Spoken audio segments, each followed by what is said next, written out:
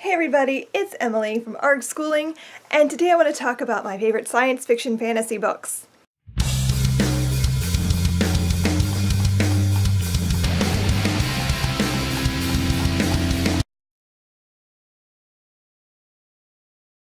Specifically, I wanted to do a video where I recommend some of my favorite science fiction and fantasy that is not Harry Potter, is not Song of Ice and Fire, and is not Lord of the Rings. Because obviously I love all those series, they're my favorites. But I don't want to talk about them today because everyone knows that those are my favorites and everyone's read them. So anyway, nope, not gonna do it. I have this giant stack of books. So we're gonna just get right into that. So the first book I want to talk about is American Gods by Neil Gaiman. I specifically want to bring this one up because the series is coming out really soon. I think it starts April 30th maybe. I am so excited. I am so excited. I read this book last year. I loved it. It was awesome. I want more. So I just bought Anansi Boys because it's not exactly a sequel, but kind of a sequel to this. This book is about a man named Shadow who gets out of jail, finds out his life has pretty much been turned upside down, and he meets this man named Mr. Wednesday who kind of brings him on this adventure, and the story goes from there. And it's so good. It's awesome. It's got a lot of magical realism, and the gods in this story are the old gods, like ancient mythology type gods, but they're also the new gods, like technology and media, and it's so good. I loved this book. I highly recommend it, and I hope that you all will read it and then watch the series on Starz because it looks amazing. They just released the trailer and I'm so excited. It looks awesome. Another book I want to recommend is The Martian by Andy Weir. This book is so much fun. I did not expect to like it as much as I did, to be honest, because this is one of those heavy on the science fictions, and I enjoy science. I find it interesting, but a lot of it goes over my head, so I wasn't sure how I was going to feel about this, but this book is so much fun. It's all about a man who gets stranded on Mars when his team I think there's a sandstorm, and the rest of the team gets out and they think he's dead. And it turns out he's not, and he has to survive on Mars alone until they can rescue him, which can take years. So it's really interesting. It's fascinating how he manages to survive for so long alone. And it's sort of a castaway story, but like with the science twist in that he knows how to make water. He knows how to grow potatoes on Mars. So it's awesome. And I also have a special place in my heart for this book because my son read it, and my son is a reluctant reader and he loved it. So anything that can inspire my 14-year-old to enjoy a book makes me really happy. So I really like this. The movie's good too, but the book is better because the book's better. I recently read Kindred by Octavia E. Butler, and I really enjoyed it, and I really want to read more of her work. I liked that this isn't strict science fiction. This is science fiction with a historical fiction twist, which I like when genres mash up like that. This is a book about a woman who time travels, but it's against her will. She gets pulled into time, and she gets pulled into the antebellum South.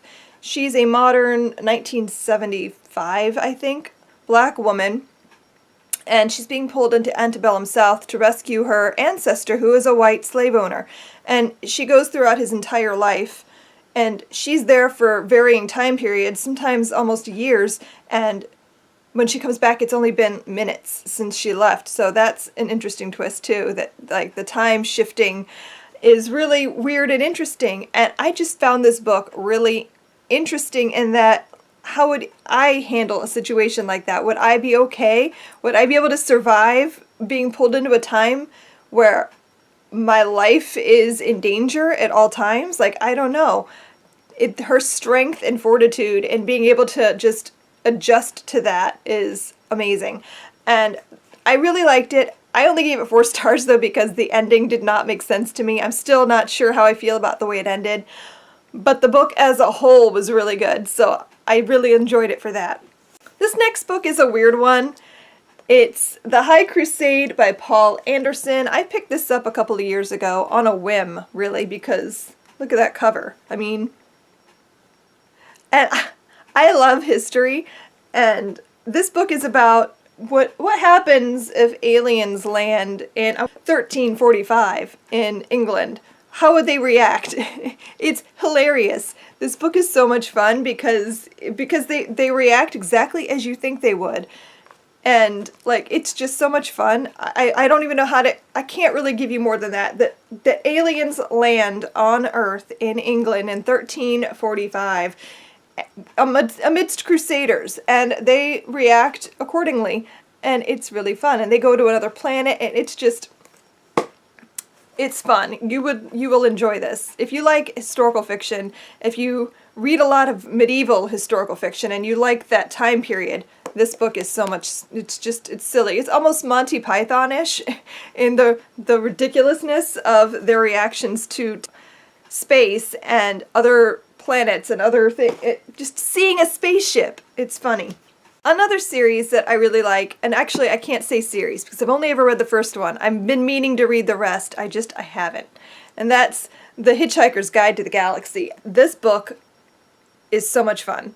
And my boys, again, reluctant readers, loved it. Especially my son, who also loved The Martian. This is the book that turned him on to science fiction. And I will always love it for that. But it's also hilarious. This book is so funny.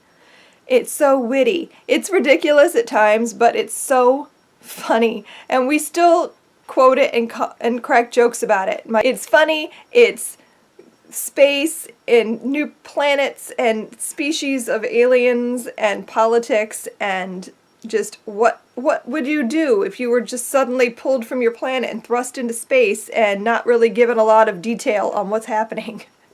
So it's really fun. Next up is a series of books that I read last year, and I loved it.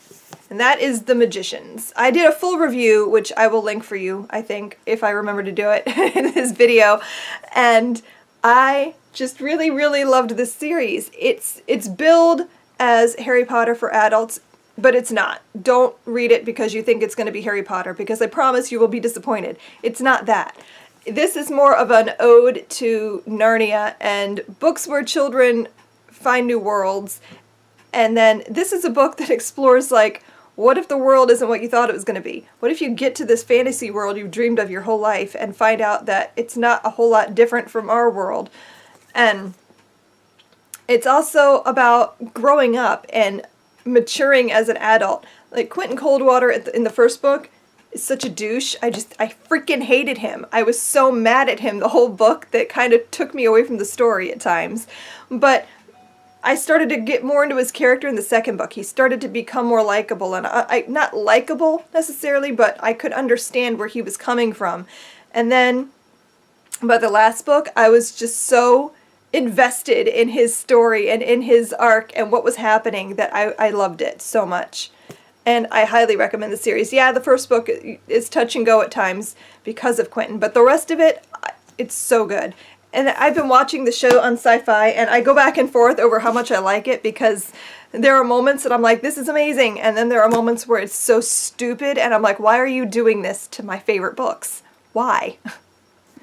And the last book I want to mention is Dark Matter by Blake Crouch. I read this, I want to say last year, it might have been this year. I don't know, I read this several months ago, and I really enjoyed it. This is all about parallel worlds and the theory that they exist, and that is so interesting to me. I am a little bit obsessed with this idea, and I want to read more about it, but I know it's just going to go right over my head. But I'm so intrigued by the idea of parallel worlds, parallel universes where every decision you make creates a new one. Because in this life, maybe you decided to take a job, but in another life you decided not to, and then that person that is you makes another decision that splits off into another, and there are millions of versions of ourselves living out each decision we didn't make.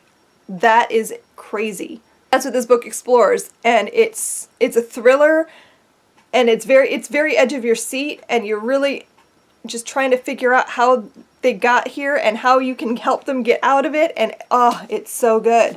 It's so interesting, and I really enjoyed it, and I want to read more books like this because that's just fascinating to me. So those are some of my favorites. I'm realizing now I picked mostly science fiction, and I didn't pick a lot of fantasy up. I don't know, I haven't read a lot of fantasy lately, I don't think. I hope you enjoyed this list. What are your favorite fantasy and science fiction books? I'd love to hear. I'm always looking for new reads. I have tons already that I haven't gotten to yet, but I hope to soon. So thanks for watching, and I hope you enjoyed this video, and I will see you guys in my next one. Happy reading. Bye!